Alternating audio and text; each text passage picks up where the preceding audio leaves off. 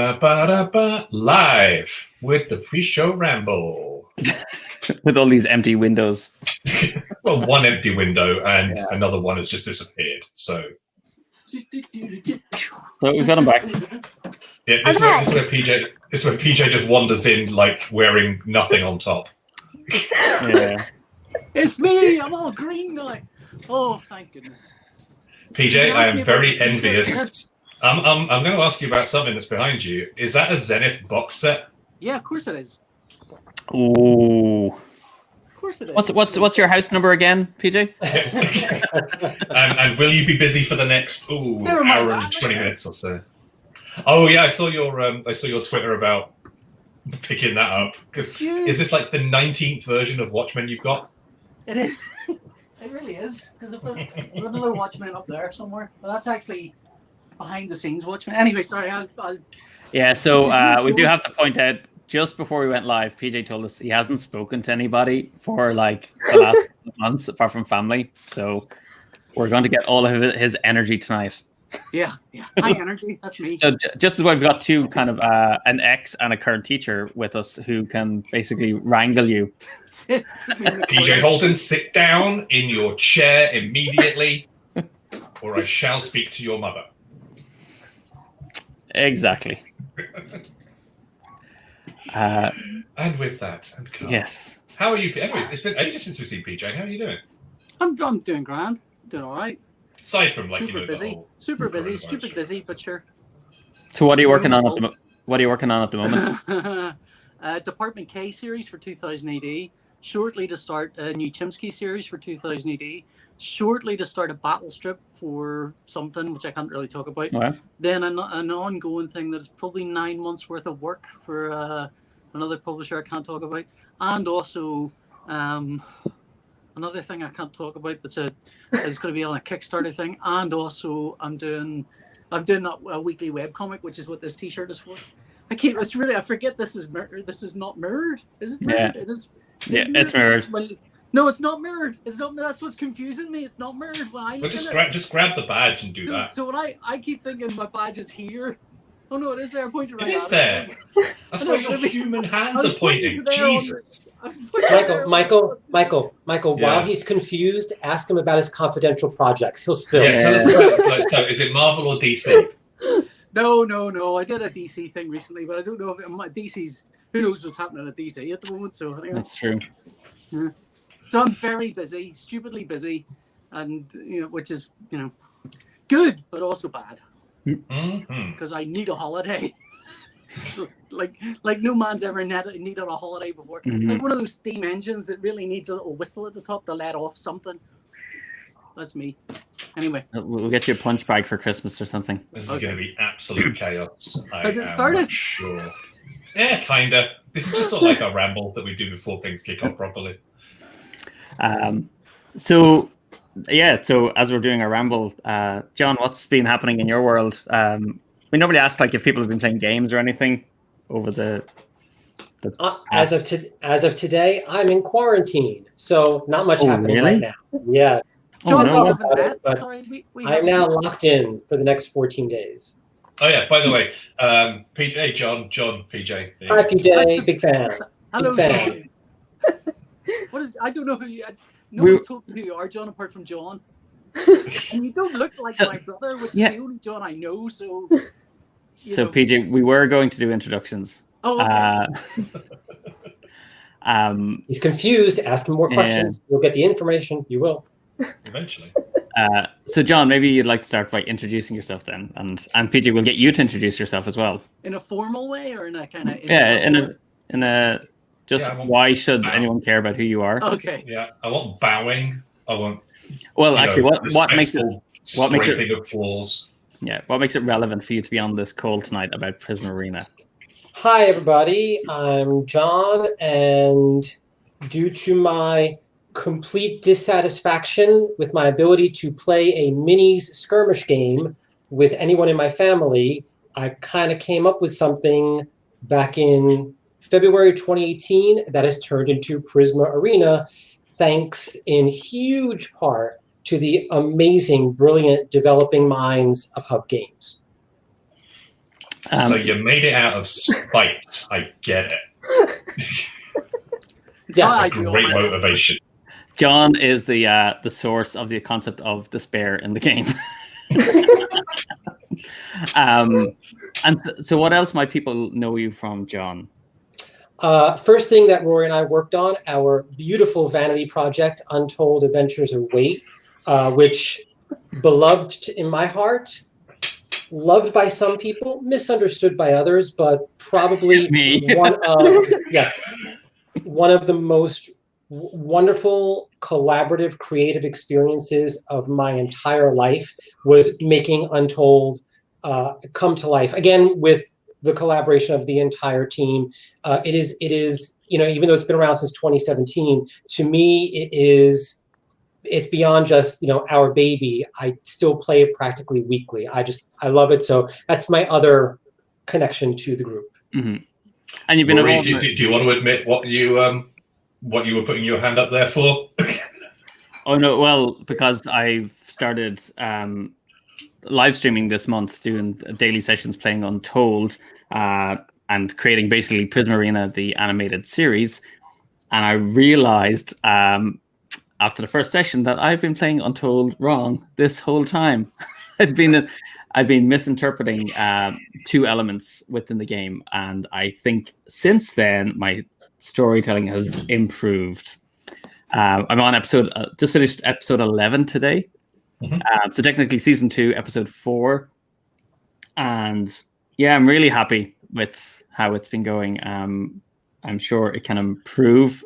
And because there's no editing, you definitely see where I get stuck along the way. Naming stuff is where I get stuck. I'll be checking your recent postings and sending you detailed Please, feedback. I actually do want it. So very detailed, extremely detailed. I just like the fact that your name is on the box and you've learned to play the game last week. No, I've always played it. I think John and I have always had conversations about elements of the game, and it never clicked. And I think I realized it was partly to do with actually some of our graphic elements skew it a way that's different from when I watch how John Send that blame to Winnie. Plays it. No. Just oh shit, the messenger. I'm only deciding what I'm told. No, I just realized. I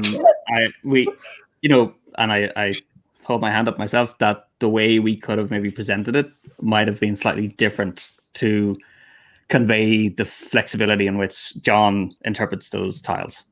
And Michael, also, Rory's been catching up on his emails, so he just got to reading the book from 2017 now because he got those emails. Yeah, so now, yeah, that's it. He's finally something like that to happen. PJ, what about you? Why the hell are you here? I am PJ Holden. That's my normal thing. Belfast-based comic book artist for the past 20 years. I've done mostly Judge Dredd for 2000 AD. But also, when Rory was in a pinch and needed an artist to come in a panic that could fill in some huge amounts of gaps, because there were a lot of gaps, I think. And he wanted someone he could tap on the shoulder and go, no, that's maybe not quite right. Can you do that? That's why I was tapped to come in and sit in a tiny studio space surrounded by people. Oh, do you remember people? And do you remember studios? Do you remember working? Do you remember people working together in cooperation? It was a different time. It was a crazy time. And draw all the bits. I don't think I kind of feel like I can't look at Prisma Arena and go, I drew that, because everything is sort of based on what Cheeks Galloway has done. So it's all kind of, but I massaged a lot of stuff and filled in a lot of, like if someone's done the pebble dash on your house, they've missed lots of bits and someone's come in and done the rest of it. And then you go, oh, you've matched that pebble dash well. That's kind of where I sit. Maybe, I don't know. Pebble Dash, the classiest of all of the house coverings there. How gloriously 1980s. I think. Listen, don't knock it. That is not an easy skill to have, to be able to come in and kind of pick up from someone else's artwork and kind of that's true. Add in those things so that they fit well with that. That is not any. I know I said like in a joking way that as a kind of throwaway, this is very silly and I didn't do much. It's bloody hard. No, you did a lot, man. You did a lot. It is bloody hard. So I think I would say it was a real technical challenge, like in terms of being able to take essentially what were a lot of like just line sketches or drawings from Sean and adapt them so that they worked on the front and back of the character, that you were able to layer elements over each other as well. So, as the character leveled up, that the various uniforms could overlap and be mixed together as much as possible. There was a lot of tweaking and and there's quite a lot of cheating as well. There's a lot of back and front cheats where you kind of go, oh, there's no way that's going to work if we do that exactly. And so we'll have to, massage that in a bit and try. And I think I suggested a couple of things. I think that were, I think ultimately made everything a lot more flexible. So I definitely, I think it was me that suggested let's start off with everyone bald. So we can put hairstyles on them of all sorts of different kinds, and also hijabs as well. I think I introduced because I once they're bald, it's so much easier to put on the headgear, and I just thought it would be good to be able to kind of expand. Rory was very good at letting me kind of suggest stuff and going with it if he felt it was kind of worth pursuing. So. And also, bald or going bald is still beautiful. So thank you for the representation. I think that's an important section of the community that should be represented in all games. Thank you. What do you think, Michael? I think there's an awful lot of us. Probably too much, to be honest. It's me, Bruce Willis. Okay. So I'm actually gonna make you all feel really guilty. So for me, I think of it as because they're younger characters, teens and children who would have leukemia or alopecia can represent themselves within the game, because we also have someone who has a physical, like a limb missing as well. Yeah. Oh, if you want to drag us all down, and there's definitely a good, valid reason for having that. But by God, it made it so much easier to put hats on people. Well, I think it allowed us to introduce the kind of... we're kind of like diving straight into the conversation, I think. Oh, right, sorry. No, but it's fine. It's what always happens. It's those weird... I think that's kind of part of the conversation, is like there's these weird things that happened along the way that made the game sing the way it does. At the end, the fact that because I was originally thinking of having almost tight cutouts for the characters, so they would kind of hug their body form, and that kind of restricted the hairstyles. And I think when we dropped that idea, then that kind of opened up a whole lot of stuff in terms of hairstyles and costuming that we couldn't have done before. There's all these weird little things that happen along the way. And the hairstyles are kind of important because they tended to be the most gendered thing that we would tweak and play with. So one hairstyle would make them more boyish, one more girlish, one more neutral. So being able to have that flexibility, I think, gives you more scope to customize who that character is, as opposed to say, masks and weaponry that would customize what they're doing. So there's who they are and what they can do. I think the two kind of levels of customization that you can play with. Good. So I'm aware that we haven't actually introduced Winnie. I know Winnie has been on the stream before. Hi, Winnie. But for those who weren't watching back in May, was it May, June that you were last time? Yeah. Whirlwind. Yeah. Do you want to give a brief introduction of who you are and all the amazing stuff you've done? I thought you said a beef introduction. Yeah, same here. I was thinking, how does one do a beef introduction? Like this? Just moves for a solid 2 minutes. That looks like something from an anime, Winnie. You see that? Hi, I'm Winnie, and I'm the graphic designer for Hub Games. So I do the design, I guess. So the backgrounds that you see here, all the nice cover art, the logos, rulebooks, all the bits and pieces. So yeah, that's just. And I got blackmailed, and I blackmailed and kidnapped to be here tonight. So I'm usually kind of behind the scenes kind of person. So We've got to celebrate the good stuff that you did. Whoop, whoop. You did. I think what could be best described as kind of a jigsaw puzzle, trying to figure out how to fit all the bits of costume on the sticker. Yeah, couldn't have been easy. No. Winnie, Actually, yeah. you're known for the awesome barcodes. Aw, thanks. Oh, cool. Actually, what's the Prisma Arena one? Is it just the heroes? Yes. Yeah. And the people whose job was actually Kleena, our intern. Was it Kleena? No, it was Kendall. Oops. It was Kendall. She did that one. Kendall's going to come and hit you. You know what she's like. She's a violent girl. So, yeah, Winnie in particular, I kind of wanted to include you because I know you like to be beside the scenes, but just a nod to the family game. Board Game Blitz did a review of Prisma Arena, and they were singing the praises of the usability of the design. That everything, they were saying like everything was where it needed to be when you needed it, when they were trying to look up information and reference it. And again, like I keep hearing from people as they're learning to play the game and how fluid it is in terms of learning it. And I think Sorry. Thought it was off. Do you want to go get it? A huge part of that is down to your design aesthetic, I think. Oh, thanks. So that's down to everyone as well, just all the play testing and all the hard work everyone actually puts in through it as well. We actually do a lot of testing and bits and pieces, and we really try to get different user perspectives rather than just, oh, it doesn't work for me, but that's just one to. We try to test it with as many people, so that's big thanks to our play testers. Winnie, to prevent this being a massive love-in, what was the biggest pain that you were asked to accommodate that you thought, I should? It's called Rory. On me. I should. This is not a thing I should worry about. Why? This is just. This is going to make everything harder. There's no sense, and I know tomorrow he's going to ask me to change it back. Yeah. But it's okay. Well, remarkably accurate. Yeah.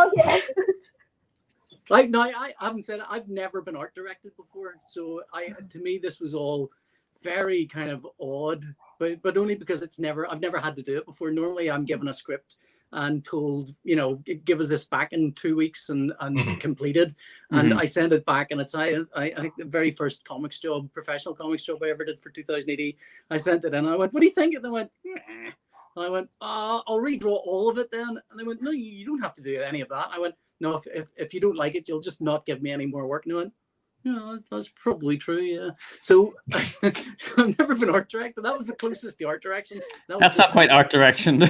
No, I know.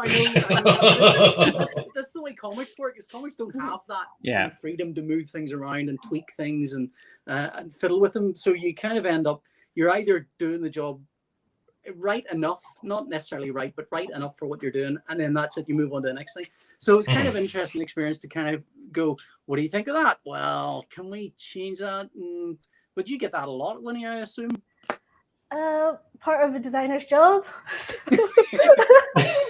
Comes with kind of was the definition of the designer's job. Rory, you're Rory, if you want. We'll make sure Rory can't hear any of this, and then you just let loose. Just like 45 minutes of absolutely blasting. Like, it's kind of fine. It's okay. Of course, there's always going to be bumps along the road, but it's kind of all part of the process. But the good thing is, like, Rory does listen, and sometimes whenever you do challenge him, he'll go like, "Oh, I never thought about that." But it's kind of like a collaborative process. Winnie, I think what graphic designs gain might have been politics lost. I think you could have been up there in Stormont tonight. You could have helped them sort out a deal, smooth things over, made everything go right. PJ will not be satisfied until Winnie has spilled these deep, dark Rory secrets. Yeah. There's something to this, and I know, and I'm going to keep going. I demand a refund. That's what I want. We can host a separate session on like what it's like to work with Rory, and we can invite on everyone that I've like crossed. That's probably the best way to put it. Over my career, I've no delusions that I don't get it right all the time. Do you see when you are like, so this is an alien world to me in some respects, Rory, but when you're focusing on a game like Prisma Arena, do you have a very clear notion of where you're going, or is it a kind of you know, as things come along, it's like I know that's not what it is. I know that's not what it is, and let's see. So I'm just going to push this button because there's no way we're still in pre-show. Yeah. So yeah, this is like taking a weird path. So actual show. No. I have. There's something I've come to realize quite early on. I'm good at big picture stuff, so like concept. I'm not a detailed person. Big picture, little picture, big picture. Sorry. Yeah. So I don't know the detail, and yes, and I actually learned as well earlier on, even in the early days of Story Cubes, that I quite often I respond to things. So if I see something, I'll go, it's not that, but then I'll ask, why is it not that?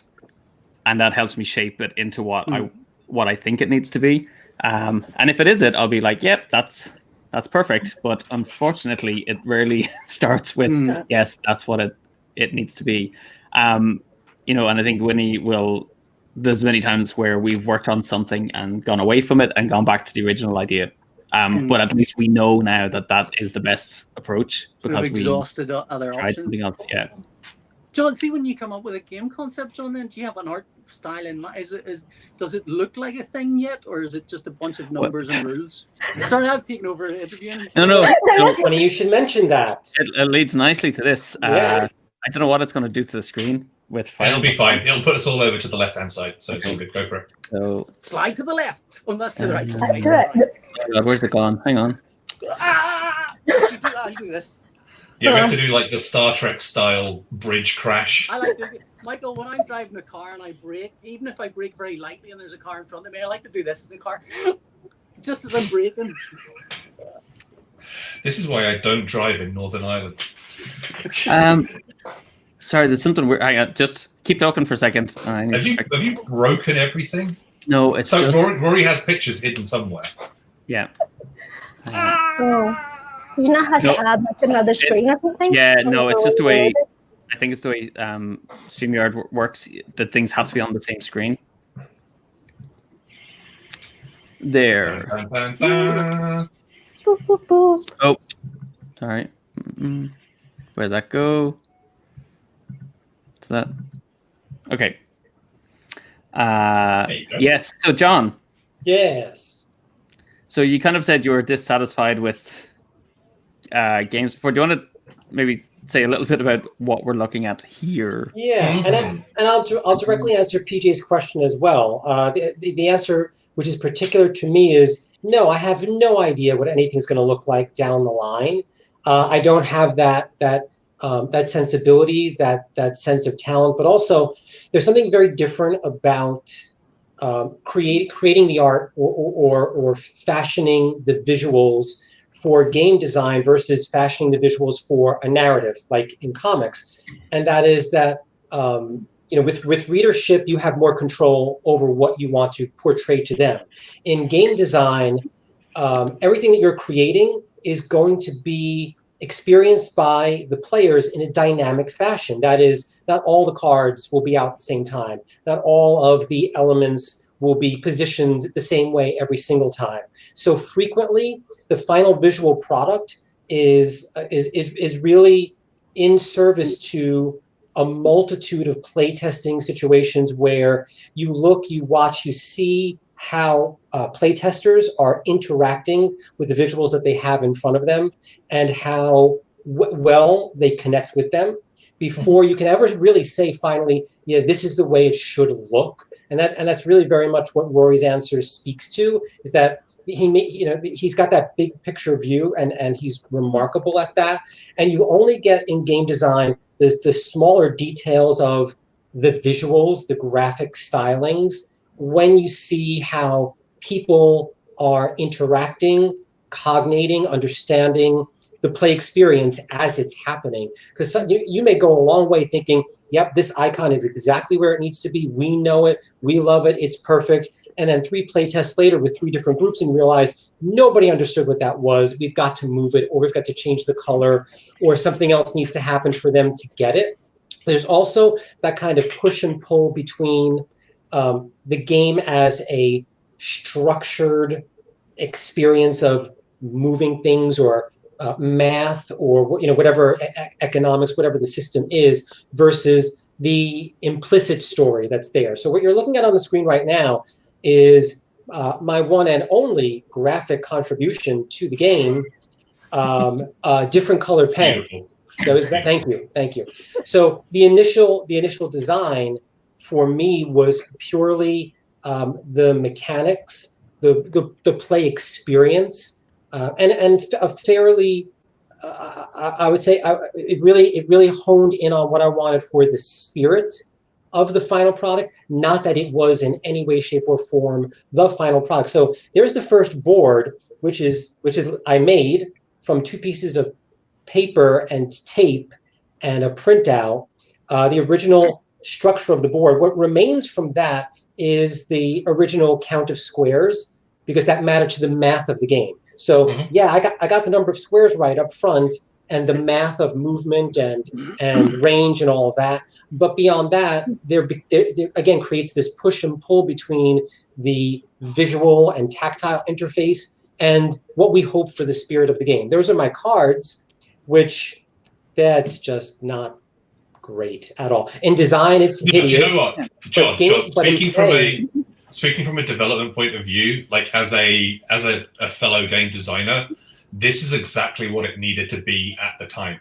A game design doesn't need to be perfect and beautifully presented and everything. It needs to be functional and it needs to work, because then you can start building upon it. So I think this is a fantastic prototype because it has everything that it needs. Yeah, I love collaborating with people. Collaboration is where greatness happens. It doesn't happen in one person's hands. So being able, through this incredible relationship with Hub Games, to be able to say, here you go, Rory, here's a thing I would love to play. Do what you will with it. It's a great feeling to know that talented people will do the right thing to present something that does match with what you hoped it would be. Far, far better than if I was left alone. Certainly, if I was left alone with graphic design, it would not be good. Not. And I think, just to kind of let people know, that origin story is kind of like you and with HeroClix, not having people to play it with. And I think my frustration with the complexity of HeroClix and Crossmaster Arena, which the figures we see on this, where the aesthetic doesn't match up with the play style. And I think I extended the challenge to you, saying, okay, well, let's make a game that is elegant, but also can level up with the players, was a big thing. And so that, children could play it together, and parents, adults who enjoyed games like HeroClix could enjoy the game as well, but that we would layer in the elements as you played the game. Because I still remember it was like we sat in a cafe in New York. Was that 2018 or 2017? 2018. It was 2018. Yeah, February. And I was like, yep. We definitely saw there was something in the game. So actually, I'm gonna, because Yoss is asking some questions about the action dials. I'm gonna maybe jump through some of the images that we have here and chat about them. And so PJ, feel free to jump in and ask questions. One thing I wanted to ask was, so a prototype like that, I think one of the advantages of in computer programming and video game stuff, I think they call it a gray box or something. It's essentially a grayscale, no decoration, no decorative elements. Is that it stops you going down the wrong track early. And so the question I would be is, have you done a game design where you've kind of you've lent on a graphic sense of it, and that steered the whole thing wrong from the start? Because I think when I was there at the time, we were talking about one of the games you had. I think you were essentially reskinning it because the game design maybe wasn't sort of applicable to the type of game it was. And I kind of wonder, is it easy to find the look of a game, or is it a kind of, do you go wrong a lot and then find yourself? Even with the design, as we were talking there about, you know what it isn't, but sometimes you find yourself starting off on the wrong foot and going down that way for a length of time. John, I'm asking John because I think I'm wondering if at that design stage you've had experience where you have designed some elements and then find that I have no game experience, so I don't know. So I can't even fetch one from the air here to say what I'm grasping for. But I can give you. PJ asked me, Rory. PJ asked me. He likes me. Out now. I'm going to add in. He's digging. He's trying to dig up dirt on you. He's talking to me now. Dads, stop fighting. Very simply, I know my limitations. I know what I can't do well, and I have been very, very fortunate for many years in different areas to be able to collaborate with people who have remarkable talent that I don't have, and I never ever leave those collaborations thinking, oh, I wish I hadn't worked with that person. It's more like, wow, if it hadn't been for that person, this wouldn't be what it is. And it really is in every part of what I've ever done. So I agree with what you're saying. I think folks who, believe that they're going to design and create the graphics and do and manage every single little bit with an iron fist, they might be missing incredible opportunities for creative growth in the final product that everyone can enjoy. But that's I know better than to step out of my lane. So I'll very quickly say flip over frog.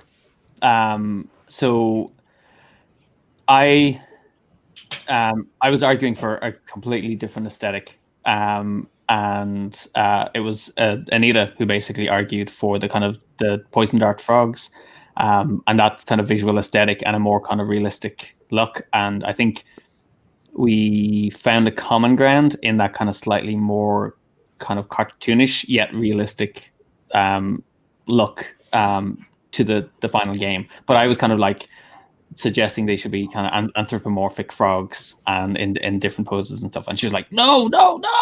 With hats. Hello, my baby. Hello, my darling. Hello, my gal. So a deep dive for Warner Brothers fans. Yeah, I'm just going to keep talking. So that's my wife's tactic as well. So there are times when I head off in a completely wrong direction, but I hope, like Winnie said, there are times where I will actually go, okay, I'm wrong. So I will admit that. But moving swiftly along. Don't want to last on that too long. Yeah, you're not going to get me to admit that too often. I've got to say, Yoss did jump in, sort of say it's lovely that it already looks like the game. And you can definitely see the early roots of it in there. But then when we jump over to this one, which is the initial sort of board sketch stuff. Yeah, so I think we were kind of looking at the space was quite restrictive. And I think we were trying to get more of that kind of like game arena type vibe to it. Because I think what was happening in the first game, you get tied up quite quickly in the game. So I think trying to explore widening the space and kept it interesting. And the X on the center, which was John saying, you cannot put anything into that central space. And so that actually ended up becoming that kind of key spot, which is where the Seed of Hope is located. And also this, when Rory came up with this also begins to be in service to the narrative he's developing. I had no narrative at all in mind, but as he's slowly considering this notion of an arena, and there's a certain reason why young people would be practicing in this arena.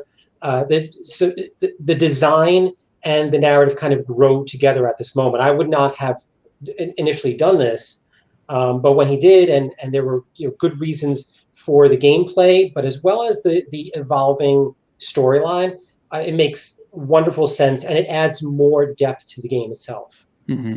So, and again, PJ, just kind of just talking to you, so much of this is iterative, and I think that's the challenge working with illustrators. Quite often, you kind of want to be told, okay, just give me the thing, and I'll do it, and then I'll deliver it back. But I think what I'm doing is I'm trying to picture all of these different elements interacting with each other and what the implications are. And so everyone is kind of going, this is my bit. And I'm trying to look at the whole thing and say, well, how do these all synergize and are they going to create problems? And I won't know the problem until I see it, and that's Yeah. where the kind of playtesting comes in. So that's why you probably would have seen me. That's how you break most illustrators, isn't it? That's how you destroy their minds. Well, let's just say I broke a few on this project. So moving along. So this again is like trying to keep it really, really simple. Using the grid, and so the dots here, John. If you want to talk about the dots on this, I just remembered what they were for.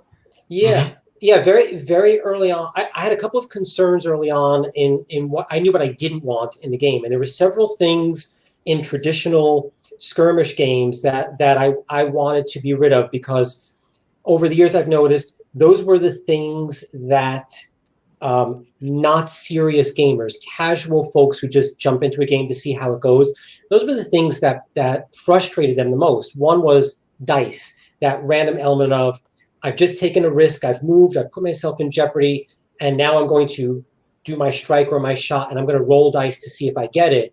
And if I don't, I feel frustrated. And you know, we hardcore gamers kind of love that aspect, but casual gamers hated that. So I took that away. The other thing that I wanted to be rid of was that, you know, the dreaded, can I see that person? Are they peeping out of the corner? Can I shoot from here? Do I have a line of sight? Do I have range? And one of the earliest things that we put into it, and I started it by putting in every dot one by one with my hand. Originally, the original one, thank you, was to see if perhaps those dots centered on each facet of the squares would be helpful in getting the casual player to be able to picture range in a way that made it easier to play and less frustrating for those moments when they look and go, oh, I didn't know you could shoot me from there, or I didn't know I could hit you from here. I think aren't you blocked by that wall or something? Like, again, it was all in the desire to take away the frustrations that hindered casual players from just getting into it and playing and having fun and being as close to on an even playing field with someone who's played the game for a while. It was a good idea, but clearly graphically not a beautiful idea. But there were better ways to do it, and that's what vicious playtesting is able to get out of it. Is just see, no, there's a better way to do this than dots. Yeah, so I think that idea of like counting squares as line of fire and that being kind of indirect is a given within a lot of skirmish games. And so John had a cleaner version of that with this, but there was still a couple of edge cases that kept coming up about, you know, do I have line of fire to that person or not?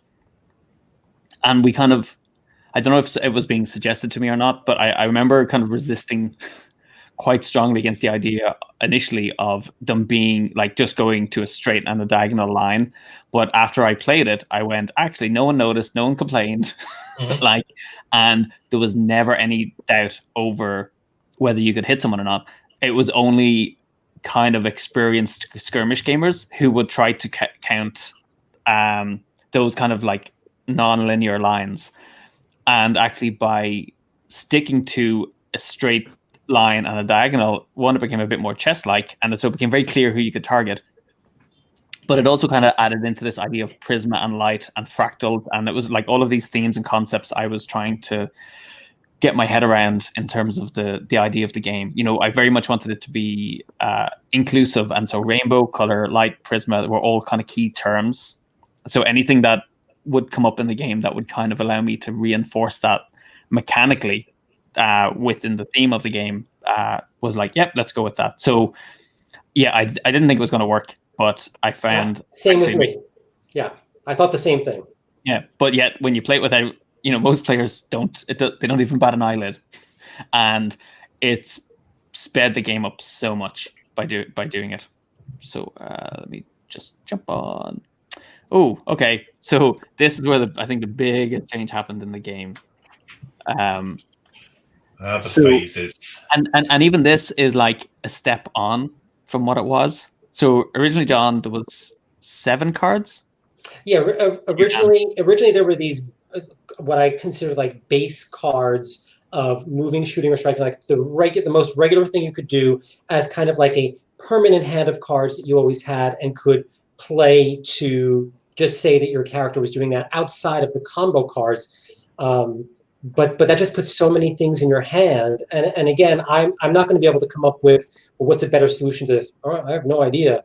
It's the best I can do. But it was originally intended where there's always a move or a shoot or a strike, basically, that everybody can do. It's those special combos that you don't know what's in somebody's hand at the time. So then that kind of turned into what you guys came up with, which was this one card that was always there and you could sort of slide it along, which is way better than my holding of a bunch of spare cards in your hand constantly.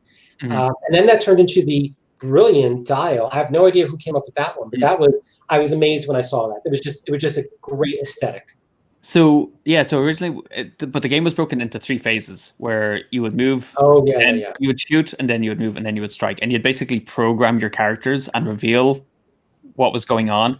So there was a lot of like looking on the cards and trying to remember which character was doing what and when they were doing it, and also you had a hand of 7 cards. So for particularly younger players, this was kind of a lot to be too slow. It was also too slow. It was a real brain burner of trying to remember it. Now it created some interesting bluffing, but so the attempt was to get rid of the 7 cards because it was I think it was like a bluff one or something. I don't remember. To get rid of those cards and distill them down into this kind of move, strike, or blast, and you would basically reveal the dial, and play the character performing that action, and then. But it came mostly through play testing. It was like people going, "Why does it have to be like this? Why can't I just activate a character and choose what it does right here?" And I'll just say this, but John, initially I was kind of like, no, but John said like this is John's idea. It needs to be in these phases, and I was defending it until we and then I was like, well, hang on, why am I defending it?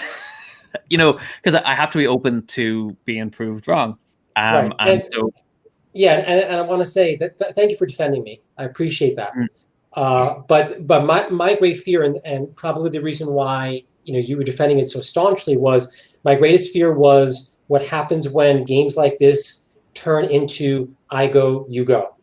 I've played so many different types of skirmish games, and when it's strictly I go, you go, and there's no other component of turn taking involved, there's a very, very quick deceleration of strategy.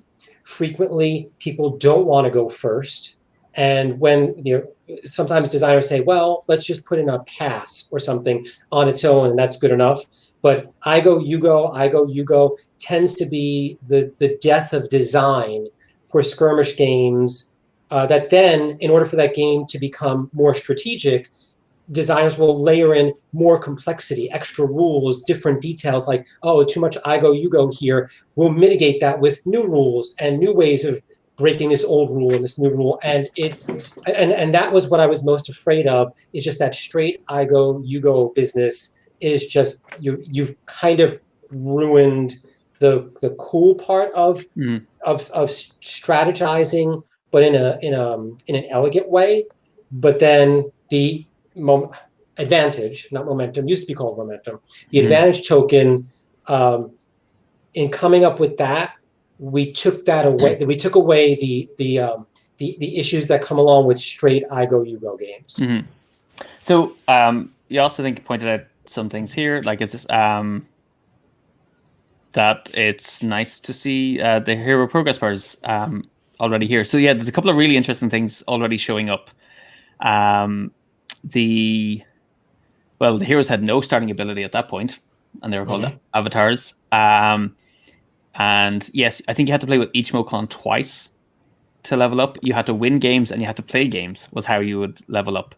And we had 2 different levels. Sorry, I'm actually like using my mouse when I'm not actually pointing at the screen. We had 2 levels of Mocon. So you can see we had the level 4 and level 2. And so the point values were different. And what we learned earlier on, I don't think we played like this, but anyone else who was play testing, they would hide their level 2 characters all of the time and not do anything with them. Because they were super weak. And they were just too too squishy to even get involved in a fight. Yeah. So let me kind of jump on. So yep, this is kind of playing with that kind of slightly larger starting area. And again, I think the size 3 barriers, which I think we've talked about at some point, like at the last minute, they were changed to. Do you know what happened? It was when I was making them modular, that they were a length 2, and then I forgot that they were length 3, and it ended up making the game a lot better, I think. By sheer accident. So here is the action dial, and I really liked in the original cards the way they had. It was very clear what you could do. You could move, you could shoot, or strike, and I wanted to keep that in some way. And also, I kind of wanted. There was something nice about activating the character, I'm going to turn this dial and I'm going to make them move, and it was a very kind of kinesthetic experience. And it also gave a visual cue to the players as to who had actually gone and who hadn't, because you could see whether they were ready or not. So that was just, I think, an idea. I think it started as like a circle originally, or kind of like a hex, and eventually kind of whittled it down to this kind of triangular form, which has pretty much stayed the same throughout the game, apart from like Winnie's obviously lovely work on it. So yes, that's the first dial that we ever made for the game. And let me say, it's a brilliant innovation, not just for streamlining gameplay and making something very intuitive, but there's kind of like almost an aesthetic feeling of I'm turning a dial, I've got stuff in front of me, I'm manipulating this when you're playing it. Because the first time that we played with the dials after you guys made them, I felt like, wow, this feels better than holding cards in my hand or having even just a layout in front of me. There's something remarkable about it, and being able to expand.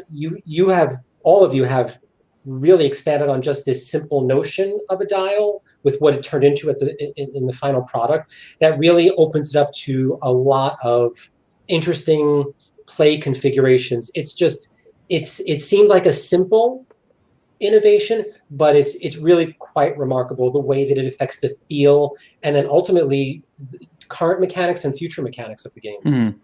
And hopefully we'll get to kind of chat about some of those things. So yeah, I think what I really like is it just gives you all of your options in that one place. It's like everything you can do in the game is on that dial, and I think that's what I really like about it.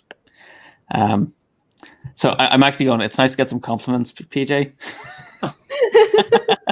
See, some people recognize my talent. Oh, yeah. PJ's waiting for the next opening, the next vulnerability. He's attacking. He's like an MMA fighter. He's just sort of like primed and ready to strike at any given moment. Sitting back and listen. If the moment I start laying into myself, you'll see how terrible I can be to a human being. So you can see just very quickly on this one the combo system working. They were called advanced actions back in the day. A little shout out, I think, I do kind of say this quite a few times, but just for people who are watching, all the names of the Mocon are based on the Irish for our kind of Gaelic version of word for that feeling. So Donna is actually the Irish for confident in Irish. And so we just tried to anglicize them to kind of make them interesting characters. And I'm using Nandeck to actually compile these cards with my very basic iconography here. But it's the start. We can see it's the start of trying to introduce the symbology into the game as well, and testing to see whether we can actually eliminate some wording or not. And I think Winnie, we eventually just went, it's better to have, it was ultimately clearer to have the English text rather than trying to use iconography. I will say that the basic dial, that first dial, has a lovely kind of sci-fi shape to it as well. That's and I think it probably inevitably led to the overall design. You can see where it's all going to go from that shape. Yeah. Well, prismatic. Yes. Yeah. Prismatic. Yeah. Yeah. So again, it's like all these little cues that feed into the theme of the game. Do you know what this is probably really interesting. I think this happened by accident. I was coloring the bases to indicate like what, because I used to have different colored bases to indicate what team they belonged to. I think this image is what gave me the idea for putting the starting symbol on the dial. Just, it was leftover ink from this one. I say Prisma Arena, the development entirely driven by happy accidents. Yeah, Rory, don't give away all your secrets. Don't give away. I know. All your secrets. What, that I don't know what I'm doing. So we kind of come to PJ, but I think it's probably worth talking a little bit about kind of. I think I've lost a bit of weight since then. Hang on. Hang on. Actually, before I get to that one, let me just have a bunch of other images. I think they just are out of sync. No. So actually, hang on. There's a whole ton of stuff here that I'm going to. Because PJ, you came in later in the. I came in late in the day like a gunslinger. Stuff. That's it, like a hero we needed. The man here to save the day. The Mandalorian sauntering into town with the child on his back in the shape of an iPad, going, "I'm here." Not really.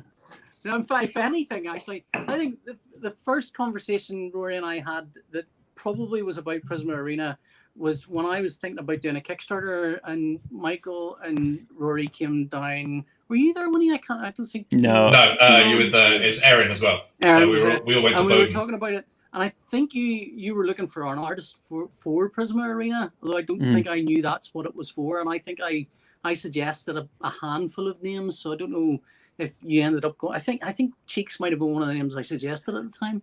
I think. Am I right or wrong? Am I? No. So you had actually suggested Sean, Yeah. Good, because it felt like it wasn't going to be something that my art style could lend itself to. Mm-hmm. And so, I'll show how it got to the point where we were talking to you. So this is like my original, like, just rough doodle of going, I want like an eclectic mix of characters that potentially cover different ethnicities, cultures, gender identity as well. So I was just like trying to get stuff out of my head in this very, very rough form, but you can see, referencing again, because I think my children, there's a number of their friends who are non-binary. So I wanted to kind of include that in the game and the representation. So they'd have someone they could identify with. Also, people when they were kind of teenagers, if they're really tall, kind of feel quite often uncomfortable. And we're talking to friends who'd been, were really tall as teenagers, and how they didn't feel kind of, again, like they fit in. So I wanted is the word that I would apply to my son, who is tall. So that's probably one that we'll actually have in a future, hopefully, expansion. We have someone in a wheelchair, which is kind of like assisted mobility, which we held back. This is like, I think the basis of the robot. We have someone missing a limb, someone of heavy build, and someone with kind of a walking aid as well. So that was literally my very rough spectrum for it. Sorry. And then the first person we worked with, like this project did involve different people, and I think it speaks to what you're talking about, art direction and kind of working with people. The first person I worked with was Leah Hernandez, who I had met at Comic-Con, San Diego Comic-Con. And we got on really well with her, and kind of loved her style and her work that she had done on Teen Titans Go. That's kind of what appealed, and I think was the original aesthetic I was going for with this. So these were some of the sketches she had done on different poses for the characters, and trying to show, they needed to be dynamic within the as the kind of standees. But again, I would print these out and put them on the board and go, these occupy too many squares, or these are too small, or like the standee will actually block an element of it.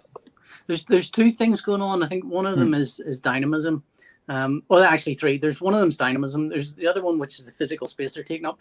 The other one's silhouette, and making sure that it's an interesting, readable silhouette. So the one in the bottom right, where they're kind of they're sort of not bow leg, but they're kind of been. It's not a great silhouette, but on the other hand, the one where they're kind of leaping out is a great silhouette. But sometimes the really good silhouettes are going to span 3 squares, I would imagine. Yeah. So it's a really hard thing to get right. Yeah, and also then I was thinking about, like, I hadn't even got to doing stickers at this point, and I was like, how hard is it going to be to put a sticker on this, on the front and the back as well? You know, so that was, so when you ask me, do I have a vision of what I'm doing? I'm like, I'm working it out as I go along. You know, there is no what's the word I'm looking for? There is no blame here. There's no, we're all fumbling along in this world. I especially don't have a bloody clue. I'm just moving from day to day, hoping I can get through the next hour. So it's like, as long as you're 2 steps ahead of everybody who is following you, that's all that matters. As long as my next step they have a level of direction. As long as the next step doesn't lead to me flat on my face, I'm happy. That's. I think as long as I admit I don't know what I'm doing. Yeah. I never know whether that's a good thing or not. But also I'll say that having that openness to seeing variety as it evolves is what invites innovation. Is what guarantees what you'll create is authentic and true to what it is trying to accomplish, as opposed to it being just what already exists out there. Yeah, I think as well, it can't be overstated how difficult it is to deal with criticism, how difficult it is to deal with people going, that's wrong. And it's very difficult, I think, to be wide open to people going, maybe we should go this way or that way. And I think that's what you're very good at, Rory. So I am terrible at that. Well, yeah, I think it's less of a, if you can have somebody saying, instead of saying that's wrong, I think if that person can instead say, it's not quite right for this, and this is the step I would want to go down. And yeah, Rory, I think that's the thing that you are very good at. It's like, you can recognize when something is good, but not what it needs to be. So yeah. And proof of that is, and maybe you won't be able to cover it today, but another time, you should really explain to people how the powers of the Mohokan developed, the way that you imagined them and the phrasing. And like you told me what you wanted me to write for them, and I did, and you looked at them and you said, nope, that's all completely wrong. And I didn't understand why it was wrong at first. And then when you explained it, I said, wow, that's a genius idea. But that's going to be tough to do. But let's do that because I've never seen that before. And more than that, it speaks so much to the themes of emotions and working with emotions. I've never heard of it, never thought of it. That's a conversation for another time. You really should share that, because I think people who are interested in game design and development would learn a lot from the way you get the credit for it, developed the Mohokan abilities. It really is. It's something very instructive for people to hear. I loved what you did with those characters completely. I'll just have to remember what I did. I'll remind you of the starting point. I think I know. Yeah, I think I know. If we've time, we've come back to it. But so I just want to show then that we basically had differences with Leah in terms of workload and delivery. And so we had to make a decision and find another artist to work with on it. And so we were able to, I was kind of searching everywhere, and I found David LaFuente, who had been doing, I think, some work with Marvel at the time. He's like doing Superman now with DC. Well, he's done stuff for Marvel and DC, so he's been all over the big two. Yeah, but he's on super. He's been working on Superman. So I asked him to kind of essentially start with some concept work. And again, that was something where Leah, I couldn't get her to do the concept work, the kind of wider stuff. And I think David did an amazing job with this and again, it's partly like stuff is building in my head as I go along of like, it's not this, it's this.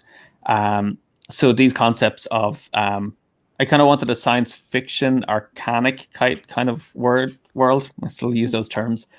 So a mixture of high technology, but also kind of very traditional or ancient devices and things in the world. So these are some initial concept sketches that he had, which is kind of, I think, fed into the game. And it was really then when he started That's lovely. Yeah, so we were talking about, how do we convey that it's kind of this setting, and we're like floating ships. You can't go wrong with floating ships. See, now Everybody loves a floating ship. Now you're really properly into Nausicaa and the Valley of the Wind and those kind of big, beautiful, what do you call them? The films of, what's his name? The Ghibli. Studio Ghibli. Yeah, the Ghibli stuff. Hayao Miyazaki stuff. Yeah. Yeah.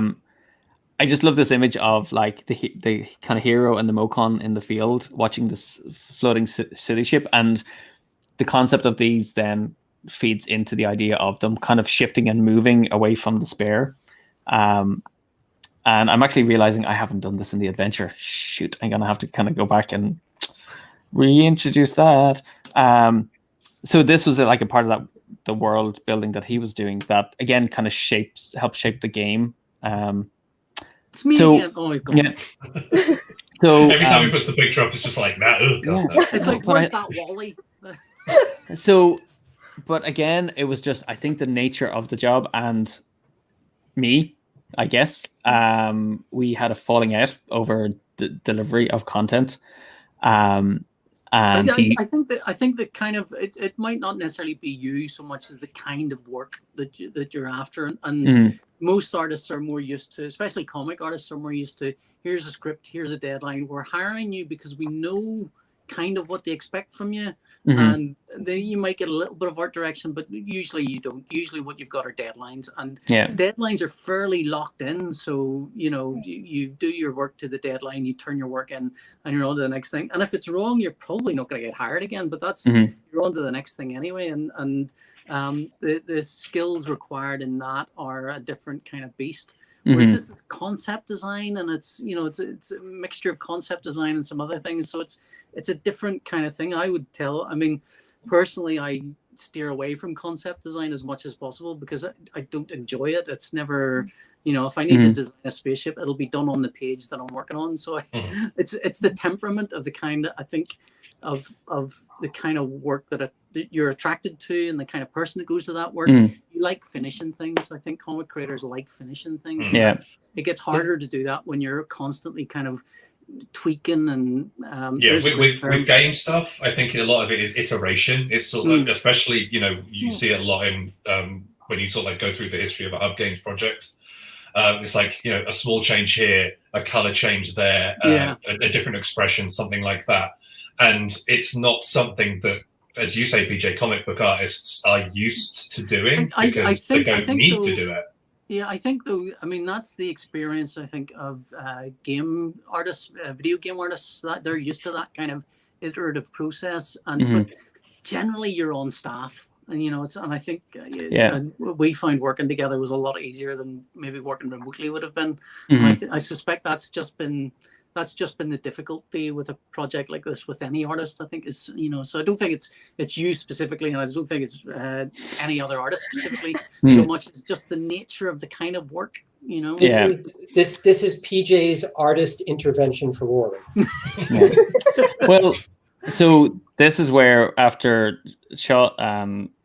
David quit, that's when I went to I think I reached out to PJ and had the conversation with you about, because I think I was showing you some of this work, some of the original designs, and that's when you had suggested Cheeks, because he's got a very kind of animated style to his work.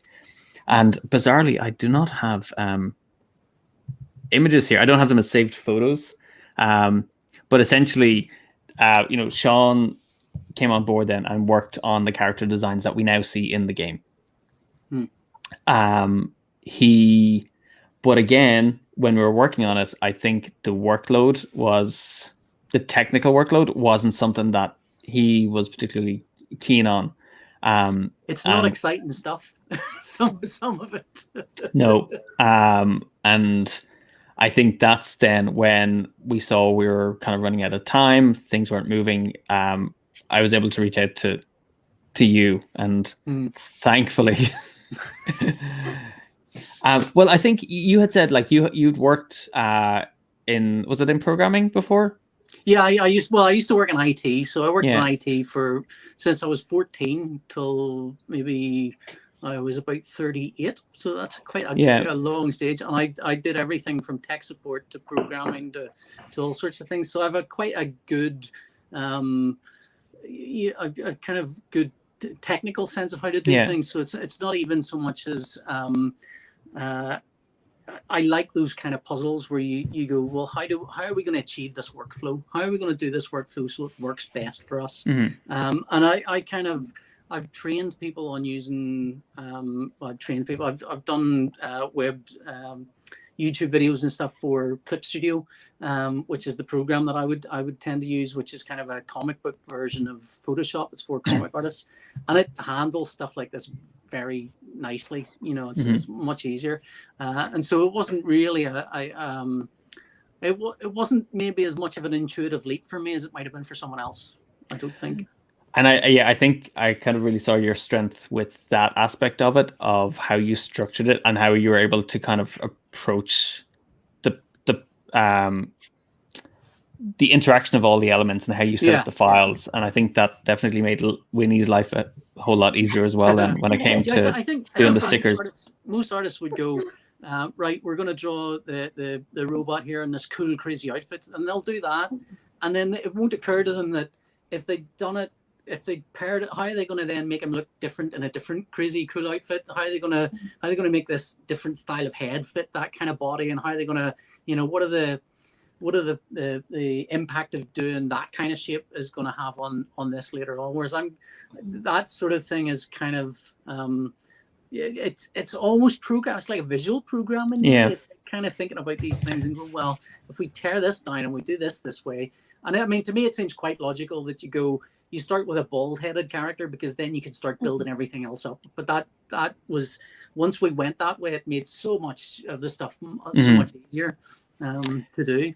And that was, again, a leap we had to make in terms of the difference between having something come straight out of the box, that kind of speaks to the characters on. We'd always had this visualization of what the foundational character was. And it was that weird step. Is like, once we let go of that, it was like, oh my God, we can do all this incredible stuff. And I know you say you might play down what you did a little bit, but thinking back, we started with one set of sketches for one hero, where Sean had worked out the layering, like essentially what each uniform would look like on one of the heroes. Some ideas for a second one, and that was it. So you had to kind of take what he had, because I'm looking at these here, the robot, which I'm actually now officially calling the Arcanobot. Arcanobot, okay. So I've gone through like Gollum and Robot or Gullbot. So you can see here where you're actually taking those designs and applying them to this character and seeing how they will work and trying the different kind of helmets. To me, he was the most fun because there was the most kind of give in what we could do with him, especially his head shape. But that meant that it was the one with the most options. Me going, Rory, what about this? Rory, what about that? What about this head shape? Can we do this? See, that's just, don't present me with options. I think that's the problem. That's the lesson in life, is don't present Rory with options. Well, the trick was on that, like to get the mechanics of how you do something like that. I would take one bare bone image of the main character, duplicate it across one layer, and then just start scribbling on top of another layer and go, which of these work for you? And when we kind of whittled those selections down, that's when the hard work of kind of making sure. I mean, the biggest problem was always things like the skirt and making sure the skirt turned around in such a way that a sticker would work on it. Because it would be very easy to do a sticker that you kind of go, oh, well, that works in a drawing, but the moment that becomes a sticker, that's not going to fit on that. How are you going to do that? And which is why, I'm not an artist, but if I'm not mistaken, there is no string bikini option for the Arcanobot. Is that correct? Is that the reason? Well, there's no string bikini option in the normal version. No. No. So I don't know. Prisma Arena Knights expansion. So, I mean, what's interesting here is none of these actually appear in the final. Sorry, in terms of the uniforms, because I think the more you worked on it, PJ, you were like, nah, the clothing doesn't work over this body form. Yeah, fabric was always a bit funny. It was like, would he wear fabric? Would a clay robot wear fabric? It seems odd. It seems like a strange. I mean, it's a nice choice. There's a nice textural thing, but at the same time, would that be what we do? You know, and especially I think because some of the later times. So I mean, I built it in my head that what was happening was that there was a kind of bare bones robotic shape there with a kind of moldable clay that was sort of sat on top of that, and he could reshape that clay, or you know, some magic of the Prisma Arena area could shape that clay for him when he leveled up, and so it became a kind of. And then, of course, you have decisions about, do we change the colors then, or do we keep it all clay colored, or, you know, every choice was 1,000 further choices. But again, it's like you contributed to the world, like in that character. And it was really interesting because you'd be showing me stuff and I'd say, hang on a second. And I would just fire it off to a couple of playtesters who I knew were huge fans of this character. And I was like, what do you think of this? And they were going, oh my God. Like, and, you know, loving the customizations. So like, yeah, okay, PJ, keep going. With it. I mean, like I could have played with his head for days. There's so many things you do with the little helmet there that would have been fun to do. Well, I mean, it's really interesting because you kind of went from the most mundane character to then being almost like the favorite for a lot of people who weren't really interested in the robot. When they saw like the cat ears or the owl ears, the robot suddenly, the Canabat suddenly became their like favorite character.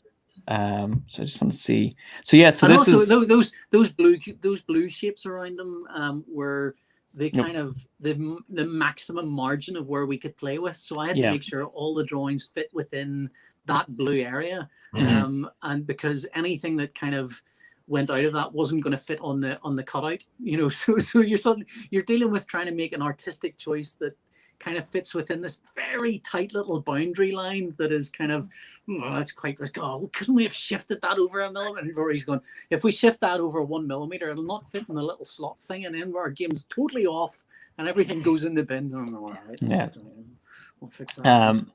So actually, I do have an image. So this is some of, I mean, I do love it, David's work. Yeah. As well. It looks wrong now. It looks like when you see the early Simpsons. Yeah. And you go, that's not the Simpsons. Yeah, it's recognizable but not right. Yeah. This is like what was it, Ulysses? Yeah. Ulysses 31. Yeah. That's what I always think of when I look at this. Ulysses. But you can see with Winnie now, we're like starting to incorporate some of the graphic elements into the design. We've got the combo cards. You can see elements are moving around. During all this, Winnie, you were like going through iteration after iteration after iteration of combo cards and layouts and things and stuff and everything. So, I mean, you're kind of like the unsung hero of this process, I think, because there's so much stuff that we've seen in the office, but that nobody outside has seen because for some reason it just didn't work right, or it didn't feel right. A lot of it came down to feeling, I think, because it has to feel good, it has to feel right, and it just did not at a lot of points. But yeah, you could definitely see the work is great. Like one of the main concerns that I always have is trying to gel everything together. Like you can kind of see now, whereas with David's board it's kind of more pastel-y, it's lighter, but it doesn't actually, like the cards themselves, it jars, it doesn't actually blend in. So like it's kind of like a work in progress. As the illustrator works, I can grab certain components or certain textures and try to incorporate them together. Like what you see in the action dials, they're just flat, whereas the finished version actually incorporates textures from the actual game board or textures from the cover, the rays and stuff like that. So it's just trying to merge everything and make it synergize and make it cohesive. Well, I think that that combo lettering on the back of the cards, Winnie, that hasn't changed much, has it? It's stayed the same. It's got a nice comic book feel to it. Like that was kind of one of the styles that we were going for. Like a lot of the inspiration was like gamer related comics. We want it to be welcoming and open and very access that's not by any shape or form dark or like kind of the standard arcade brawler games, like Brown games type of stuff. We really wanted to go full on prismatic.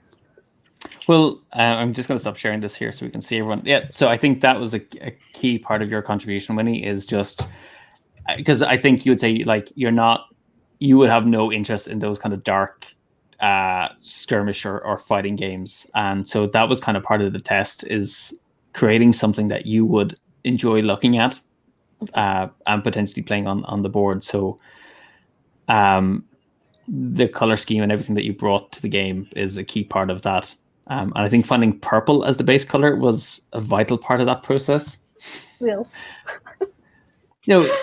But like, you can explain this better, but because we have so many colors in the game, I think purple was the only one that it worked. All the other colors work with. Yeah. Well, it's just creates like a bit of a better background base to contrast all the modes and all the other colors as well. But also, I didn't want to go black because black would be too dark, and then if I went dark blue or navy, then it would have been too masculine. Whereas purple was a nice kind of balance between the male and female side of things, and make a lot of the purple connotations of mystery and all that spirituality and kind of just that fantasy element of it. So just like a nice base. So Michael, I'm wondering, well, I mean, there's a whole other element of us talking about the play testing and constantly playing this game against each other. And I look at those early playtest videos that we put up and how much it's changed. Have we unlisted all of them now? I hope we've unlisted them all. Oh, we probably should. I'm kind of interested to talk about what, people want to ideas that they maybe have for the future of the game. But I kind of want to see if anyone watching has any questions, because it's a rare opportunity where we actually have everyone together in the one spot. I can't remember if this was already something that you'd thought of, or whether I have a vague memory of suggesting it, but it might have been me just pointing out the obvious and you going, yeah, well, that was what we were doing. Was I think when I came on board, I kind of was talking about the idea of one of the things with animation, particularly is that you'll have line art on top of painted work. And it struck me that was a good aesthetic to go for on the whole thing. And so when we were talking about, you were talking about, I can't remember if you asked me about doing the cover for the thing, or whether you decided you wanted a painted cover. But I do remember suggesting Kieran for the cover of it to fully paint something, and he turned something around it just beautiful. But it has that kind of painted background animation thing, because I think Kieran had a background in animation stuff, and specifically in background painting stuff. And so whenever you've got that plus the I want to say cheeks, but I have a feeling I drew quite a lot of the figures on the front. You did. I don't remember. It's like, is it 10% cheeks, 90% me, or 90% cheeks, 10% me? I don't know. But that kind of, those bold figures on top of that fully painted background gives it that kind of animated. There's the cover. So I'm gonna nip round to get one. Yeah. Rory, he's clearly looking for a percentage of this, so please. Yeah, no. I'm wondering, because that was the cover and the board were the two things that we talked about that were things that I kind of I was in the room as an artist, and I think you were kind of going, I've got an artist here, let's get some art. And I was going, no, these are not for me. These are not things I'm good at. I do not, I know where my strengths are, and they are not in this kind of fully painted arena. And I mean that in all senses of the word. And so I think I helped design the arena. Did Kieran paint it? I can't remember. Yes. So with, just to go back to the cover, we had an initial concept from David, which kind of had all the characters standing on an arena above Hope, but they would have been too small and too far away for it to work. And I think we probably mocked up the design based on David's stuff. So I would tend to do that a lot, where I pull elements in together, and I'm trying to communicate to people what I want, and I have to mess around. I remember being very impressed with the mood boards you'd sent me of the character costumes, and thinking, God, when I'm doing comics, I should really do stuff like this. I never have time to do stuff like this. Yeah. It's like he spent weeks putting these mood boards together. Not weeks. I just have to. I have because I'm working with someone else. I have to kind of be clear on what we're going for. So I think we had that original kind of just pulling elements together. And yeah, you had suggested the kind of painted background, and luckily Kieran Lucas, who was available and was able to work on it. And you know, when I pitched it and said, well, it's kind of got like a Steven Universe vibe, he was like, I'm in.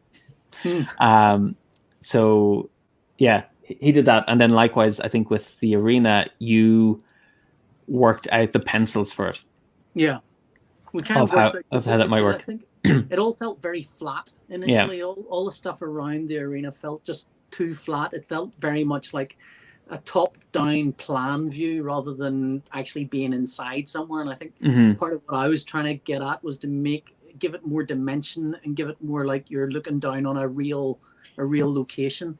And you know, and with shadows, and you know, I think we added some vegetation, and I can't remember how mocked up it was, but it was, you know, it was adding lots of vegetation and trying to give it an aged feel and also kind of sci-fi thing.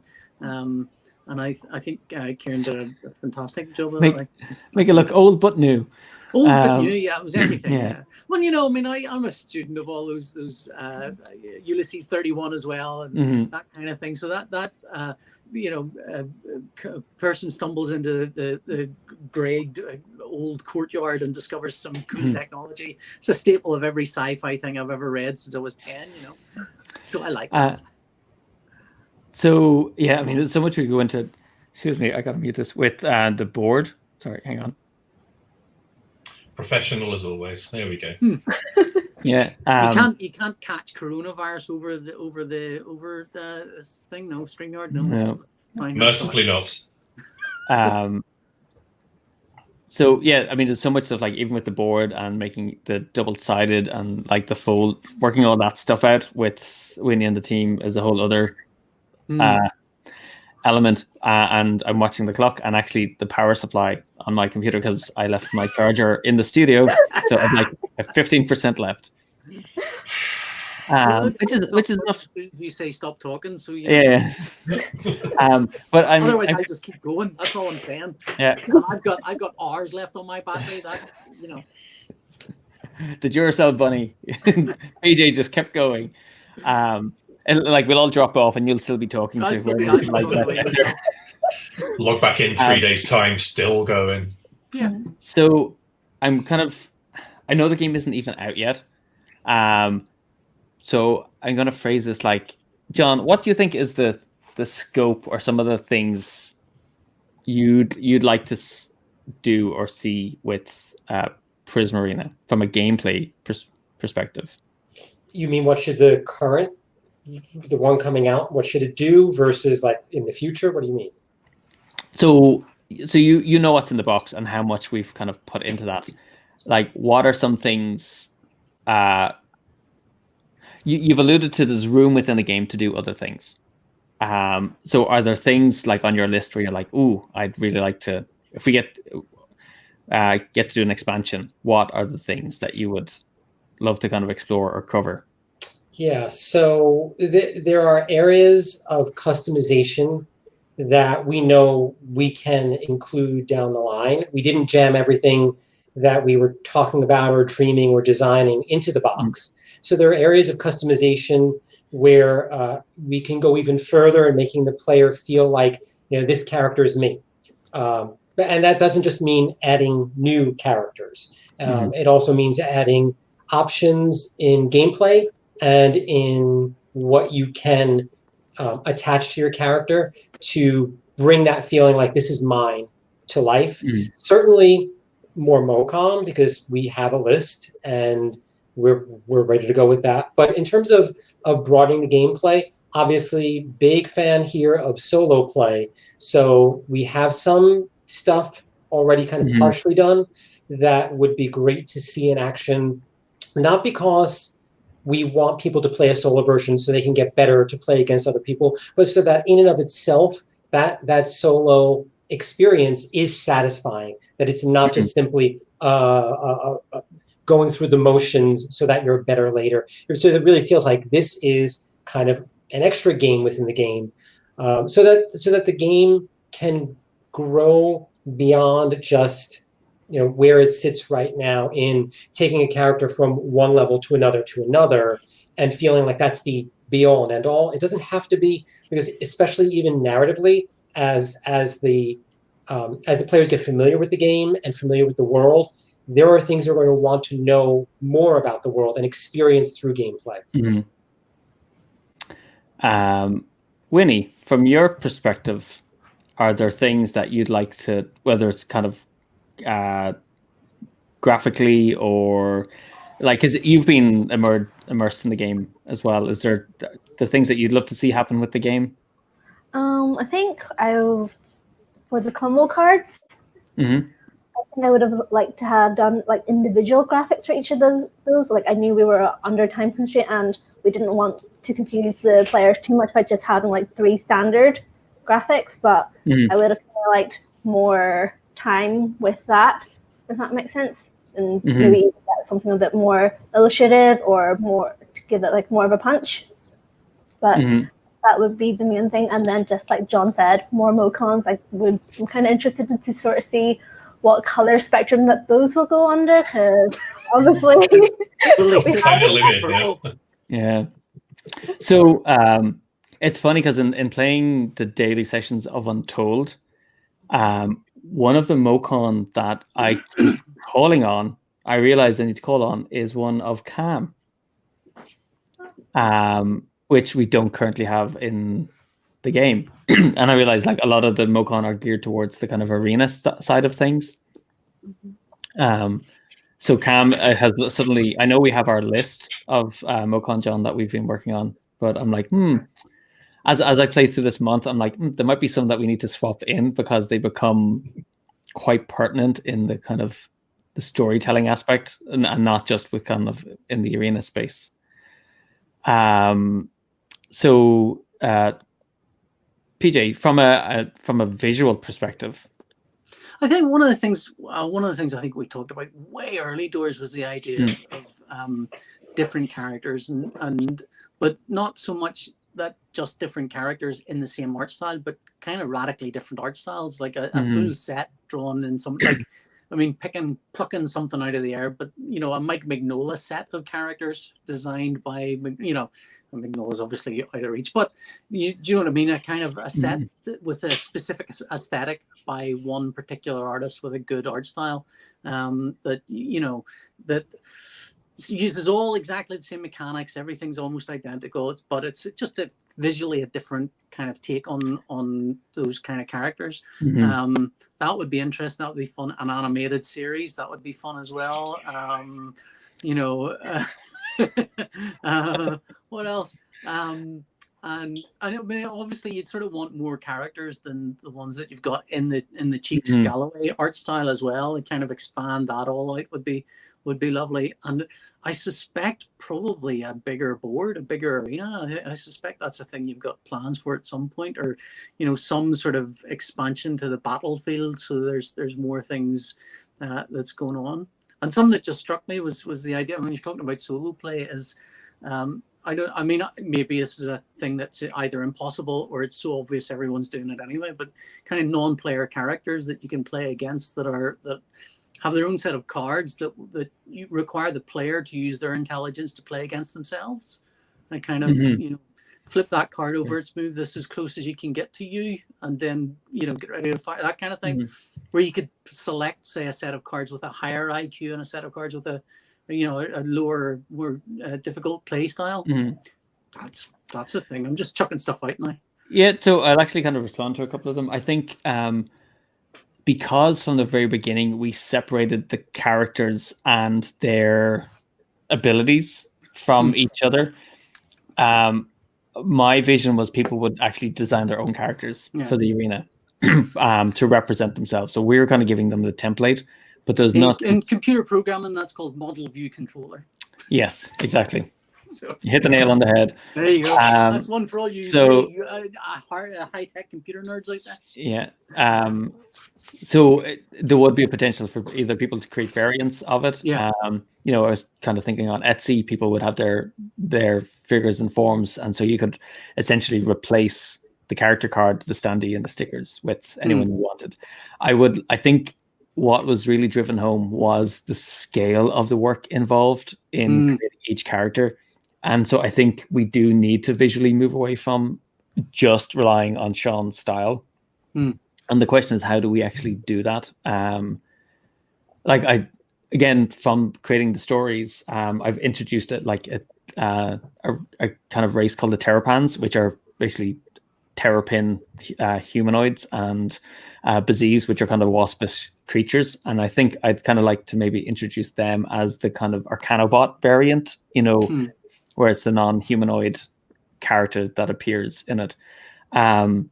But yeah, I think broadening the visual scope is going to be really crucial to the longevity of the game, just because of the work that's involved in designing. One way to short circuit that might be it would be great if you could go to a website, for example, select a character, select an outfit, and then print out a little standee that's already dressed in that, and you can either color it in yourself or do something with it, cut it out and stick it in the standee yourself, and to allow you to be able to expand way beyond just being able to have to print those stickers and so on, where you can actually, that would be a great, I think, way to allow people to customize and give a longer life to the game, because then you don't even have to go out and buy something. Then you can go into a website, you can log on, you can pick a character. Stop.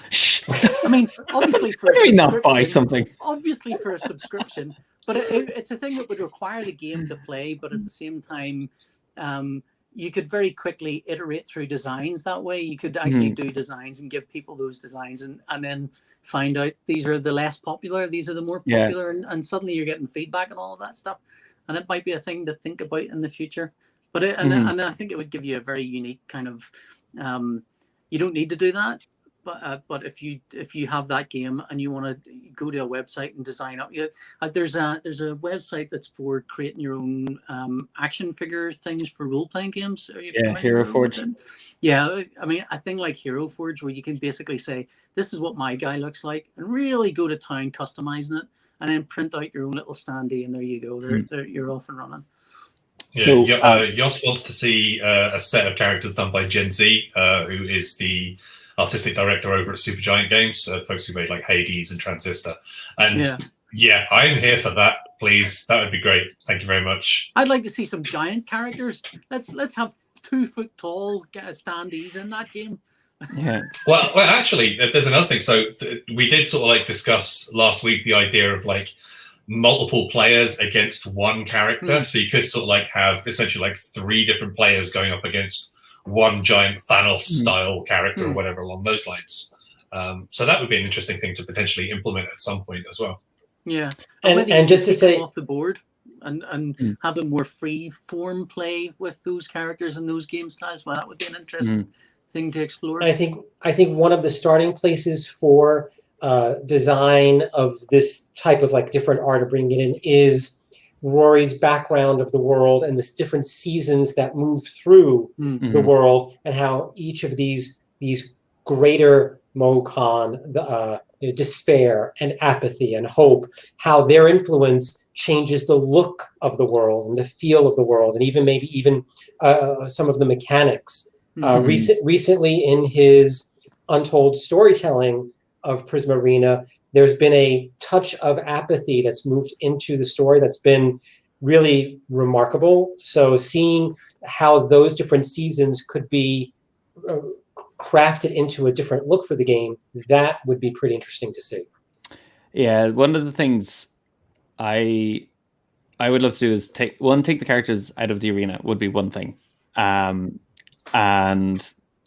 introduce the despair. So the Bringers, we've got the Guardians of Hope and the Bringers of Despair, that we would encounter those characters, because I think they would need to have a different style of combat and a way of working. And because the way the characters are training in the arena is essentially how they will fight in the world. It's like fighting with light. And they're blasting and striking with it. But I think Despair would work. The Bringers of Despair would work in a different manner. So Yeah, so my mind is starting to go. I'm trying to contain it, but so that again, an important thing for me is that players have that freedom to choose and have the opportunity to play as despair, bringers of despair, and see what that's like. Because I think there's that thing of you can't know hope without despair, and you can't know despair until you've lost hope. So I like that element. And actually, in the story, one of the characters has just been touched by despair. So, and I've no idea what impact it's going to have. So by telling the story, I'll figure out what we can do in the actual game.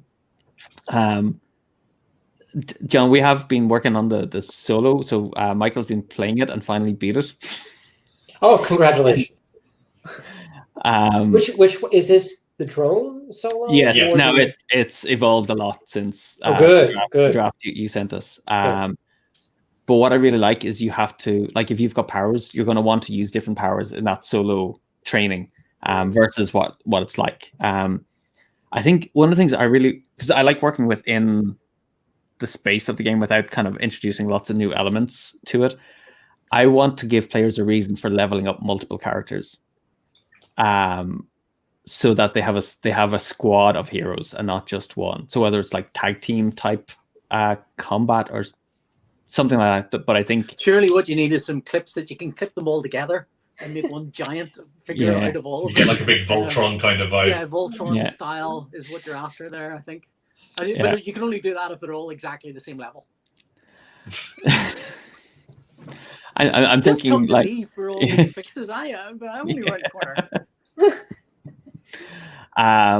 But it's taking some of those concepts that we kind of love, that idea of combining and but seeing how that would work in the world of Prisma Arena, I think is important. I am watching my clock, my powers. I've got 5% left. Cole has actually said, I'm just going to flag this. Sorry, quickly. He's saying despair. So the bringers should have sneaky, underhanded tactics. I don't know. I don't think despair is about that. I feel like despair is a revelation of a truth that is always something you want to hide from yourself. It's always a real thing that you've got to deal with, but it just drains you. So I think it's to do with draining. That to me is when I think of despair. It's like it's that envelope you get from the tax man that you sit and you keep looking at. It's not actually attacked you yet. It's just draining the life out of you every time you see it in the corner. Speaking of draining, before Rory's battery goes down, I just want to apologize for my phone going off, but that's been the UK police. They've been trying to get in touch with you, Rory, because apparently there's a pickup truck full of angry artists looking for you after what they heard PJ say. So I just wanted to let you know before that they want you to be careful. Yeah. It's a lot of angry artists. A lot of angry artists. Not me though, and I was in a room with them. Yeah.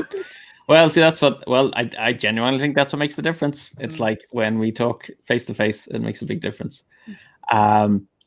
So we're probably going to have to wrap it up. Is there anything that people want to add? Yeah, come and read my online comic. Here's the thing for it. There we go. There you go. It's the Macintosh Area Cryptozoological Society Monster Max. Is a webcomic I'm doing with John Reppian, and it's where can people find that? Hashtag Monster Max, MACS, Monster Max, hashtag Monster Max. You'll find that on Twitter, but I've also a Patreon, patreon.com/Reppian, Holden Reppian. Oh, I've forgotten. No, Paul J Holden, Paul J Holden. Hang on, I'll edit it. Paul J Holden. That poor other sods always get my tweets, angry rants. It's PJ. It's as if you grabbed the camera and we're talking straight into it. It's like swinging at your direction. Listen to me, you lot. This is why we can only have him in the office for a wee while. You just start wrecking things, tables all over the place. I know I'm only little, but I do a lot of damage. So that's what I reckon, and it's a nice it's a comic book about kids finding monsters in their local backwoods. So it's I'm getting a bit of a Gravity Falls vibe from it already. Yeah, which kind of close to I that. appreciate. Have you seen it? It's good. I think it's good. It's good.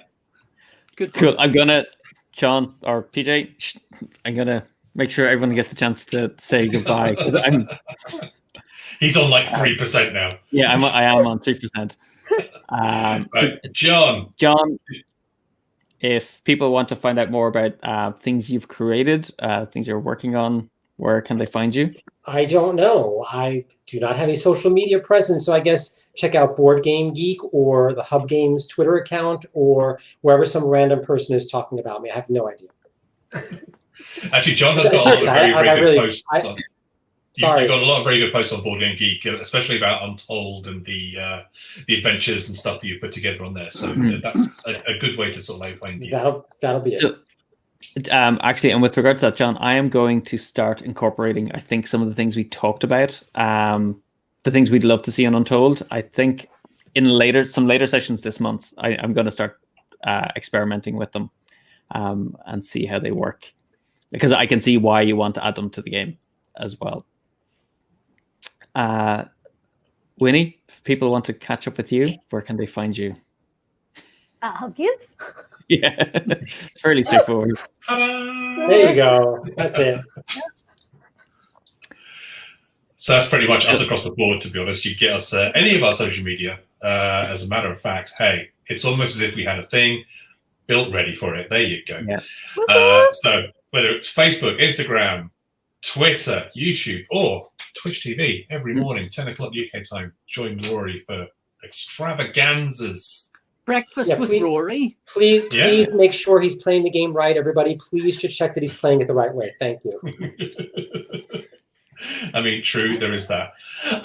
So Rory, of course, you can find all over the place at Rory O'Connor. Me, you can find me at I Got Michael. And us, we are Hub Games. Anything else? Oh, I suppose say when it's out. When can people get the game? Yes, so there's been some kind of changes to the release dates. In the US, it's going to be the 4th of December. And the rest of the world, it's going to be a bit earlier on the 24th of November. It seems like a perfect Christmas buy. It's incredible, and I'm about to run out of power. If you pre-order from your local store, you'll be able to get the ask for the launch kit, and you'll get some extra alt art figures and some extra customizations for your characters, so that now instead of 4, 8 people can play together or can have a character in the game. If you order from us, you're supporting Hub Games, but actually support your retailer. That's the preferred route. So they'll order more and sell more on our behalf. So we're back on Friday then for our ongoing Prisma Arena battle, Michael. Yeah, you're like 7-2 up. It's fine. But the whole point is you play to play. Yeah, I play to play. I don't play to win, because if I played to win, well, I would have quit a long time ago. Yes, Cole, you do have to wait a whole month. Actually, you don't have to wait a whole month. You have to wait like another 3 weeks. So, yeah. But the best thing, Cole, is ask your local store to stock it and ask them to get in the launch kits. That's that would be a huge help. That would be a good thing. Yeah. All right. So Rory will be back tomorrow morning. That's Thursday, 10 o'clock tomorrow morning. Me and him will be back on Friday, 2 o'clock UK time, for the latest in our battle. The other 3, I don't know, they'll be around, I'm sure. At some point, see PJ. Studio drawn, not talking to another human for months on end. You might see PJ wandering the streets of Belfast, going up to people going, do you know me? I draw Judge Dredd, very subtly, though. Super subtle. John is not allowed to leave the house for 2 weeks. That's true. Hey, but what a thing you've got. What a thing. I'm not jealous at all. John, you won't see at all because he's going to be locked inside his house for 2 weeks. And Winnie is just Winnie doing what she does, which is being the queen of graphic design. So there you go. All right. We're out of here before Rory's computer goes. So thank you all for being lovely. This is where we wave. Goodbye, everybody.